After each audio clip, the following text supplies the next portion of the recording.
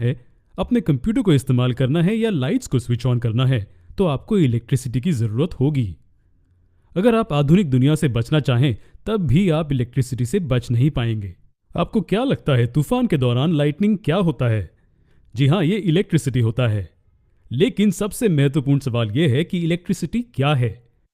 ये electric current में कैसे फ्लो होती है? स्विच ऑन होने पर बल्ब क्यों प्रकाश देता है?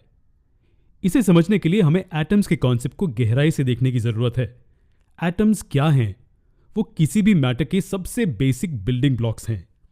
एटम्स से मॉलिक्यूल्स बनते हैं और कई मॉलिक्यूल्स मिलकर एक सेल बनाते हैं, जो जीवन का फंडामेंटल यूनिट है। क्या आप जानते हैं कि एटम्स किन चीजों से बनते हैं? वो प्रोटॉन्स, न्यूट्रॉन्स और इलेक्ट्रॉन्स से बनता है। प्रोटॉन्स और न्यूट्रॉन्स न्यूक्लियस में डेंसली पैक्ड होते हैं और इलेक्ट्रॉन्स न्यूक्लियस के इर्द गिर्द घूमते हैं। क्या आप जानते हैं इन तीनों में कौन से चार्ज होते हैं? प्रोटॉन में पॉजिटिव चार्ज होता है, इलेक्ट्रॉन में नेगेटिव चार्ज होता है और न्यूट्रॉन्स, जैसे कि नाम से पता चलता है, कि न्यूट्रल होते हैं, मतलब बिना किसी चार्ज के होते हैं। इलेक्ट्रिसिटी कुछ और नहीं बल्कि चार्जेस का फ्लो है।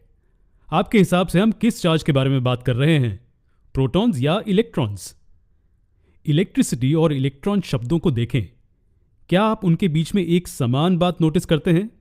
जी हां, ये इलेक्ट्रॉन्स का फ्लो है जो इलेक्ट्रिसिटी को समझने के लिए जरूरी है। इलेक्ट्रॉन्स का फ्लो? क्या मेरा मतलब है कि इलेक्ट्रॉन्स उनके मौजूदा ऑर्बिट्स में फ्लो हो रहे हैं? वास्तव में नहीं। मैं एक एटम से दूसरे पर जाने वाले इलेक्ट्रॉन्स के बारे में बात कर रहा हूं।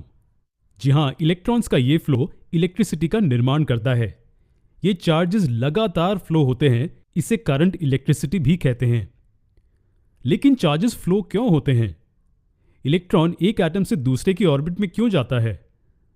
ये समझने के लिए हमें इलेक्ट्रोस्टैटिक फोर्स के कॉन्सेप्ट को समझने की जरूरत है। आसान शब्दों में ये वो फोर्स है जो चार्जेस के बीच काम करते हैं और हम इसे पहले से जानते हैं।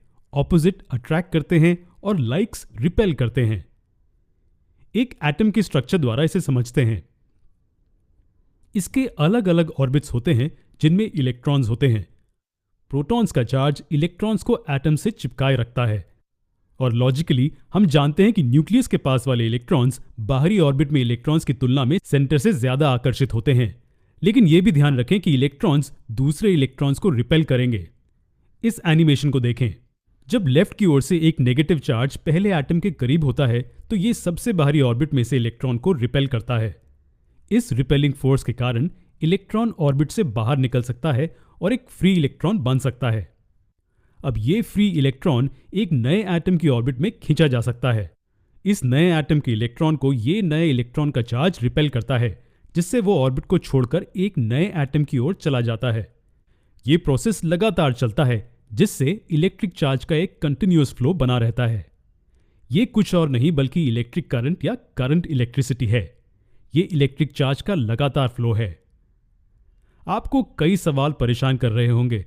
क्या इलेक्ट्रिसिटी की दिशा इलेक्ट्रिक चार्ज के फ्लो की दिशा जैसी है? फ्लो किस पर निर्भर करता है? फ्लो के शुरू होने का क्या कारण है? और भी बहुत कुछ। हम आने वाले वीडियो में इन सभी सवालों के जवाब देंगे।